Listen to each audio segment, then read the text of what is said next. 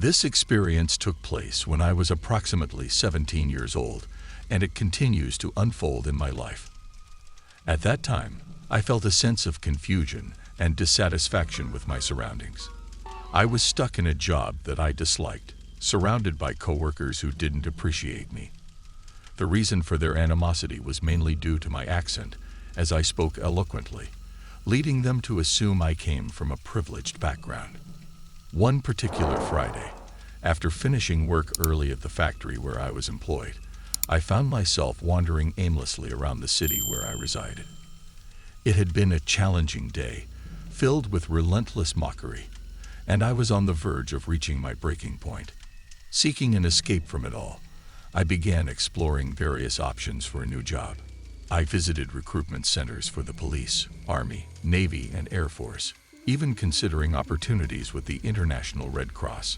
I simply desired to distance myself from my current circumstances. After a few hours of searching, I found myself with a bag full of career pamphlets and yet no clear direction for my life. Just as I turned a corner, a sign caught my immediate attention. I can recall it vividly even now. The sign read, "Free Personality Test. Are you curious about yourself? Come in." Looking up, I noticed an elaborately designed building with the words Church of Scientology displayed prominently. Now, before I continue, let me clarify that I was already aware of Scientology. However, I possessed a morbid curiosity about it. Despite hearing the numerous horror stories and scandals associated with the church, I couldn't help but notice that my favorite actor, Tom Cruise, seemed to have his life together. And so, with a sense of intrigue, I made the decision to enter the building. As soon as I stepped inside, a friendly lady warmly greeted me, inquiring about my well-being and how she could assist me. Expressing my interest in learning more about the church and its personality test, I asked if I could speak to someone knowledgeable. She smiled kindly and responded, assuring me that she would be delighted to help. She directed me to take a seat and promised to arrange a meeting with a gentleman named Alan, who happened to be the head of my city's Scientology Center. Alan escorted me into a small, private room for our conversation. As soon as we entered, my attention was drawn to the prominent, oversized portrait of L. Ron Hubbard adorning the wall. We took our seats and engaged in a pleasant discussion. I poured out my feelings of discontentment and dissatisfaction with the direction my life had taken. I shared my desire to break free from my current circumstances, including the difficulties I faced at work. Alan appeared genuinely concerned about my well-being, and I felt a genuine desire from him to assist me. After our conversation had progressed for a while, Alan proposed that I take the personality test. He handed me the test materials and excused himself, instructing me to return the completed test to the receptionist. I embarked on the task, unaware that it would consume a staggering 2 hours of my time. Yes, it may sound unbelievable, but the test truly comprised approximately 500 questions spanning a wide range of topics. It delved into every aspect imaginable. When I finally completed the arduous task, I handed it over to the receptionist, who informed me that it would take some time to process. While awaiting the test results, Alan had instructed the receptionist to escort me to their private cinema, where I would be shown a film. I initially anticipated a modest room tucked away in the back with a simple TV mounted on the wall. To my surprise, however, the Church of Scientology indeed boasted a lavish private cinema. With a seating capacity of around 50 people and a sizable screen positioned at the front, it felt rather surreal to find myself alone in a cinema owned by Scientology. I couldn't help but ponder how rare an experience this must be for most individuals, or perhaps it had occurred more frequently than I imagined. Taking my seat, I prepared myself for the film screening. The film lasted approximately 30 minutes and featured a narrator who expounded on the peculiar emotions one occasionally experiences. The acting in the film was passable, if not extraordinary. I distinctly recall a segment addressing the profound self-doubt that plagues individuals, leading them to repeatedly check locked doors. Another noteworthy scene explored how an adverse event that transpired during one's mother's pregnancy could have a detrimental impact on their life. For instance, if your mother fell ill during a flight while carrying you, it might instill a fear of flying within you. Furthermore, there was a vague reference to the significance of rotten eggs and how an event associated with them could inflict lasting harm. I understand these concepts may sound absurd, but in some peculiar way the film resonated with me, offering a sense of coherence to certain aspects of life. After the film concluded, I was escorted to Alan's office where he proceeded to share my test results with me. According to him, I was diagnosed with severe depression, exhibiting an alarming lack of motivation and cognitive thinking. He bluntly stated that I was squandering my talents and essentially deemed me a wasted individual. Naturally, these words deeply upset me. However, Alan assured me that he could assist me in overcoming these challenges. To aid in my transformation, Alan provided me with 4 books and a DVD. He instructed me to read the books and watch the film before undertaking a course at the center. Curious about the nature of this course, I inquired further. Alan explained that it was essential for me to participate in order to prevent my life from spiraling out of control. He convinced me of the urgency and convinced me to hand over a significant sum of money to secure my place in the course. He assured me that I would receive an email with detailed information about the course, which was scheduled to take place in a month's time. Leaving the center, I rushed home and immediately immersed myself in reading the books I had been given.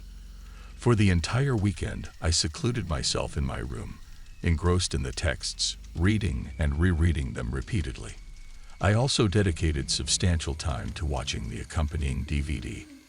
As the following week progressed, I diligently took notes about myself and my family, seeking to unravel the mysteries of my existence. Filled with questions and concerns, I reached out to Alan via email. Unfortunately, my preoccupation with my own struggles led me to resent my mother, convinced that she was the root cause of my problems. Regrettably, I began treating her poorly, resorting to swearing and deliberately ignoring her presence. In one of my email exchanges with Alan regarding my mother, he suggested that if she indeed served as the catalyst for my issues, perhaps I should consider disconnecting from her. Astonishingly, I took his misguided advice to heart, making plans to sever ties with my own mother. As the week progressed, my mindset took a distressing turn. I developed a God complex, fueled by what I had absorbed from the books. I started viewing everyone in my family as inferior to me. My attitude turned spiteful, and I became a truly unpleasant and disdainful person, convinced of my superiority over those around me. A few days before the scheduled course, I found myself confronted by my concerned parents. They expressed their worries about me and decided to search my room. To my dismay, my father discovered and confiscated all the Scientology books and the DVD. Overwhelmed by anger, I unleashed a torrent of screams and curses at my parents. I uttered hurtful and wicked words, proclaiming my intention to leave them and never see them again. Hours passed as we engaged in a tumultuous exchange of arguments, tears, and cries. Eventually, despite my initial resistance, my parents managed to convince me that the church was not a healthy environment for me. They rightly pointed out that if I had been so miserable at work, I should have confided in them. To this day, I regret not having shared my struggles with them instead of turning to Scientology. Later that evening, when the heated arguments had subsided, my parents lovingly sat me down and provided solace. I was taken aback by their unwavering care and support, considering the terrible way I had treated them over the past few weeks. Their actions demonstrated their continued love for me. The following day, I sent an email to Alan, firmly stating my decision not to return to the church. In response, he swiftly reached out to inquire why I had made this choice. He questioned if my family was pressuring me, or if I felt forced to abandon the church. However, I chose to ignore his messages. The emails I received from him in the subsequent weeks became increasingly desperate and manipulative. He suggested that I should leave my family and offered the option to stay at the church. He even crossed a line by sending an email implying that he wouldn't be surprised to read about my alleged suicide in the newspapers. It was evident that he had overstepped boundaries. Despite his persistent attempts to engage me, I remained resolute in my decision and continued to ignore his messages. One of the most peculiar emails I received was composed entirely of binary code 0011010111 and 1000101110. I attempted to decipher it using a binary code translator, but it yielded a jumble of random letters and numbers that made no coherent sense. Eventually, I chose to block the sender. However, the emails persist, appearing in my inbox 2 or 3 times a year from different individuals associated with the church. They inquire about my well-being or inquire about my family. Each time, I promptly block the email address, but the messages continue to arrive. It seems there is always someone new claiming to have heard about my situation and expressing concern for me. The reason I am writing this now is due to a recent email I received, serving as a reminder and a cautionary tale. I believe it is crucial to warn others. Please, I implore you, do not go to a church or Scientology center. If they were able to turn me into a spiteful and degenerate person within a few hours, one can only imagine what they could do to someone over the course of months or even years. If anyone has any advice on how to block an entire religion or code from infiltrating my email, please let me know. Additionally, if you find yourself lost, saddened, or upset in life, I urge you to reach out to your family, friends, or a doctor. When you are feeling down, do not allow others to transform you into a monster. Take it from me. After seeking help following this event, I have found happiness and regained my confidence.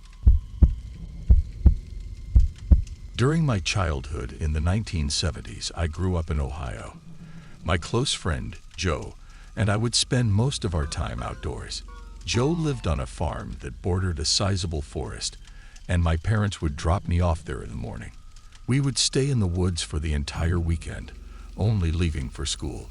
Our favorite pastime was pretending to be frontiersmen. We would construct shelters, set traps, and practice making firewood sticks. We were fully immersed in our imaginative adventures. As we entered high school, we were inspired by the movie Stand By Me that had recently been released. We came up with the idea of walking along the railroad tracks in the countryside. However, instead of searching for a dead body like in the movie, our aim was to discover cool bridges where we could fish and camp a short distance away from the tracks. We were aware that it was risky and likely trespassing, but being young and carefree, we enjoyed the thrill. We found picturesque rivers, hidden bridges untouched by others, and indulged in fishing.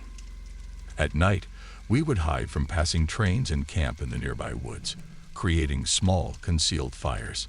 Surprisingly, nothing unfortunate ever occurred during our expeditions. It was an exhilarating and enjoyable experience, one we repeated multiple times without any issues. After high school, Joe and I pursued our own paths, leaving our hometown behind. Nevertheless, we maintained a strong connection and made an effort to coordinate visits, ensuring we would see each other from time to time. One particular summer in the mid-1990s, we were both in town for about a week. We spent our days with family, and in the evenings, either meeting up for drinks at a bar or gathering around a fire outside Joe's house, reminiscing about the good old days. During one such conversation, nostalgia and a few beers got the best of us, and we found ourselves discussing our Stand By Me adventures. Driven by a potent mix of nostalgia and alcohol, we impulsively decided to embark on a day-long trip along the railroad tracks, camping overnight, and making the journey back home the following day. When the day arrived, we set off early in the morning, with my wife dropping us off at our usual starting point just outside our hometown. She found the idea utterly crazy and made sure to express her concerns before driving away. Joe proposed a thrilling idea: to take the opposite direction on our usual route, adding an element of adventure to our journey. Familiar with the land and equipped with a map, I thought, why not? So, off we went. The day progressed smoothly, evoking a mix of excitement and nostalgic melancholy. We stumbled upon a bridge, perched on its edge, shared a joint, and continued onward. Although we didn't bring any fishing gear, we had packed canned food and other supplies. As night approached, we selected a spot to set up camp, an area densely covered in trees, making it feel like a tunnel of foliage surrounding the train tracks. Before hanging our small hammocks, we decided to scout the perimeter, a routine reminiscent of our earlier adventures. We ventured into the woods, ascending a slight incline for about 100 feet. Our intention was to ensure that we weren't inadvertently camping in someone's backyard. However, upon reaching the top, we noticed an aged structure nestled amidst the trees, about 100 yards away. At first glance, we speculated it might be an abandoned sugar shack or something similar, as there didn't appear to be a clear path leading to it from our vantage point. Moreover, there seemed to be no signs of activity. An eerie silence hung in the air, devoid of any movement or light. Curiosity got the better of us, prompting a decision to approach the building cautiously. Descending the hill slowly, we drew nearer, and as we did, our initial assumption proved to be incorrect. The structure before us was not a sugar shack. It was an old, dilapidated church. The squat, sagging building exhibited the telltale signs of abandonment. Wooden planks nearly blackened by years of moss and decay. A weathered black cross still stood atop the structure, while the windows lacked glass, and the doorways remained wide open. Intrigued, we ventured closer, eager to catch a glimpse of what lay within. Inside the abandoned church, we caught a glimpse of rows of pews and an elevated platform where the preacher would stand. However, we didn't venture further inside, preferring to remain at a safe distance. Beyond the church, there were no signs of anyone else. No footprints, paths, or roads. It was a desolate and forsaken place. Hastily, we retraced our steps, ascending the hill to our chosen campsite. Having a hill separating us from the church provided a sense of relief, although a lingering uneasiness still clung to us. We attributed it to the inherent eeriness of encountering a church in the midst of the woods. Besides, dusk had settled in, prompting us to rig up our hammocks, sleep, and resume our journey early the next morning. As night fell and we lay in our hammocks, engaged in idle conversation, we began to hear something emanating from the direction of the church. Our dialogue unfolded as follows. "Do you hear that?" I whispered. "What the hell is that?" Joe responded, equally perplexed. "It sounds like people singing," I remarked. Indeed, the sounds we heard closely resembled singing. Reacting swiftly, we slid out of our hammocks and crouched down, straining our ears to catch more of the eerie melody. The singing persisted, but its volume remained constant, neither growing louder nor fading away. Eventually, curiosity overcame us, compelling us to cautiously creep back up the hill and locate the source of the sound. Stealth was our forte, honed from our previous woodland exploits. The moon, though barely visible, provided a faint illumination, ensuring we wouldn't stumble into trees. However, darkness enveloped the surroundings, prompting us to forego the use of flashlights. Silently, we ascended the hill, communicating only through subtle gestures. Upon reaching the hill's summit, a flickering light in the distance caught our attention. It emanated from the church. The ethereal glow suggested candlelight, and despite our efforts, we couldn't discern the nature of the sung words. They resembled church music, yet were sung in a language foreign to our ears. Joe and I huddled together, exchanging hushed remarks that essentially boiled down to a shared disbelief. The spectacle before us was surreal and inexplicable. We sat there, observing intently, attempting to catch a glimpse of the mysterious figures inside the church. However, all we managed to see were occasional fleeting shadows. We had no intention of getting any closer, maintaining a significant distance of about a football field's length between us and the church. The singing persisted for some time before abruptly ceasing, replaced by the resonant voice of a booming male, invoking an unsettling feeling within me. It was akin to the stern preachers from Old Testament movies, yet spoken in an incomprehensible language. As the solitary male voice recited his chants, the chorus of voices responded in melodic unison. This eerie exchange continued for a while, until they transitioned into a sustained, chilling wail that grew louder with each passing moment. Overwhelmed by the disconcerting volume, I instinctively covered my ears. Suddenly, the cacophony ceased. At that point, I was ready to suggest a swift departure when Joe placed a firm hand on my shoulder, signaling for silence. He whispered, "They're coming out." From our vantage point, the figures emerged from the church's open doorway, walking in a single-file line, tightly holding hands. Although we couldn't discern their features clearly due to the distance, we could make out some of them carrying flashlights. They recommenced their eerie singing as the beams of light from the flashlights began to advance towards us, climbing up the hill. Without hesitation, we sprinted back down to our campsite, hastily collecting our belongings, and made a beeline for the railroad tracks. Once on the tracks, we ran in the direction we had come from, alternating between bursts of speed and hurried walking. After a few minutes, we paused and glanced back, only to witness lights descending the hill in a sporadic and erratic manner, as if the individuals holding them were trembling. Determined to put distance between us and whatever enigmatic presence lurked behind, we continued our hurried journey, periodically glancing over our shoulders. Eventually, we reached a road, as indicated by our map, knowing a small town awaited us about 15 minutes away. We walked there, finding solace at a 24-hour gas station, where I contacted my wife to come and retrieve us. When recounting our harrowing experience, my wife and friends dismissed it as the mischievous antics of local kids. However, the haunting echoes of those voices lingered in my mind, resonating with a distinct unease. Whoever those people were, they certainly didn't resemble children. Undoubtedly, it was the most unsettling encounter I had ever experienced in the depths of the woods. A long time ago, I had my first experience sharing my thoughts publicly. This incident occurred approximately 12 years ago, when I was between 16 and 18 years old. At that time, I identified as female, although I am still uncertain about my feelings towards that situation. Recently, I have begun to realize that it may have been a more unsettling experience than I initially believed. Before I proceed with this story, there are a few important points to consider. Firstly, I must admit that I am incredibly naive when it comes to recognizing when someone is flirting with or showing interest in me.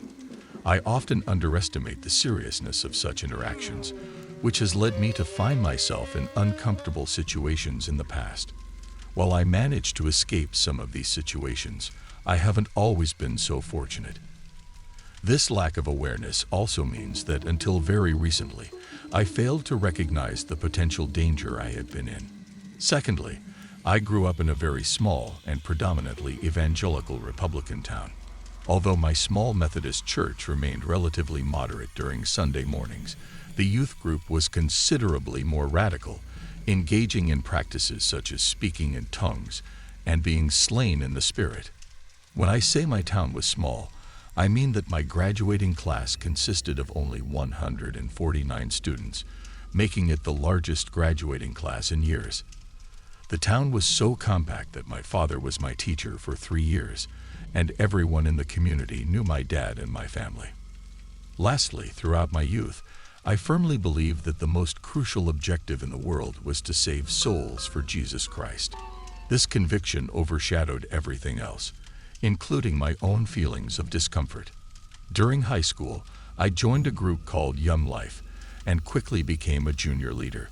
Young Life, for those unfamiliar, was like a more appealing version of a traditional youth group. College students would gather with high schoolers, presenting themselves as cool individuals who loved Jesus, all the while subtly preaching their beliefs. We would meet at someone's house every Wednesday, and more often than not, it was at my parents' house.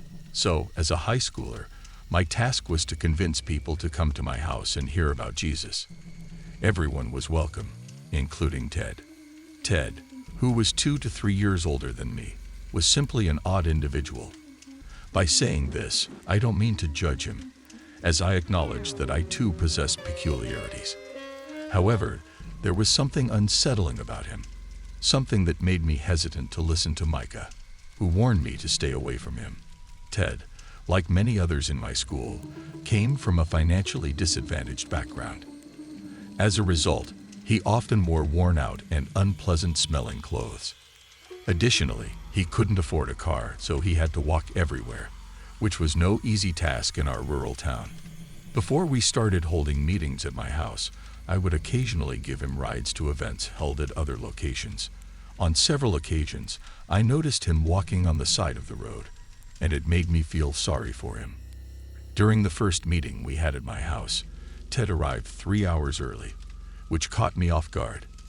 I was slightly taken aback, but I assumed that he didn't have a pleasant home life and simply wanted to escape. I offered him some food and allowed him to use our computer while I focused on my homework. Once the meeting concluded, he left, and I convinced myself that any negative feelings I had towards him were merely a result of my own sinful and judgmental nature. After that, I began to encounter Ted more frequently at school, and it made me feel uneasy. However, I attributed these feelings to my own paranoia. Women often tend to doubt their instincts and feel as though they are overreacting when they sense potential danger from men, largely due to societal influences and the opinions of others. It's crucial not to dismiss those gut feelings. On the next occasion when I hosted Young Life at my house, Ted surprisingly showed up right after school, even though it was a 1-hour walk to my house. Moreover, he arrived 4 hours early, catching me completely off guard. My parents hadn't returned from work yet, and I had just gotten out of the shower when I heard knocking.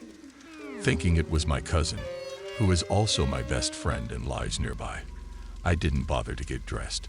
However, to my shock, it was Ted, and he had the audacity to be holding my goddamn towel. I told him he could help himself to whatever was in the fridge, and used the computer while I finished getting ready. I rushed upstairs, locked the bathroom door, and texted my parents and cousin to ask when they would be home. Unfortunately, I received no response. After finishing my shower and getting dressed, I walked out of my room only to find him standing at the bottom of the stairs, staring at me intently. It sent shivers down my spine, and I nervously asked if he was experiencing any issues with the computer. He remained silent, continuing to fixate his gaze on me before eventually retreating back downstairs to the basement where the computer was located.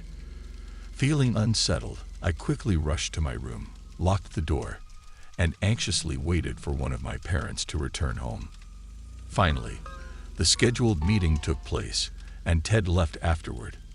However, things took a disturbing turn when he started appearing unexpectedly at various locations where I happened to be.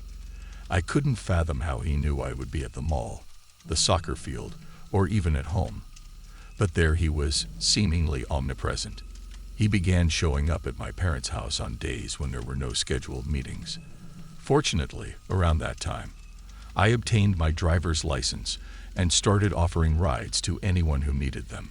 I would ensure to have others accompany me, and upon returning home, Ted would be there, but so would my parents. Luckily, my dad, being a wood shop teacher and having his own separate workshop adjacent to our house, began to notice Ted's presence. Without me saying a word, my dad would direct him to the wood shop, enlisting his help with various projects and making it clear that I wasn't available until Ted eventually left. This continued until I graduated. Even after leaving for college in a different state, Ted persisted in showing up at my parents' house. It wasn't until my dad firmly informed him that I would no longer be around that the visits finally ceased. The whole experience left me deeply disturbed and uncertain about Ted's intentions. Was he a stalker? A lonely individual lacking social skills? Whatever the case, it continues to send chills down my spine. Now that I have returned to my hometown to take care of my parents, I hope to never cross paths with Ted again.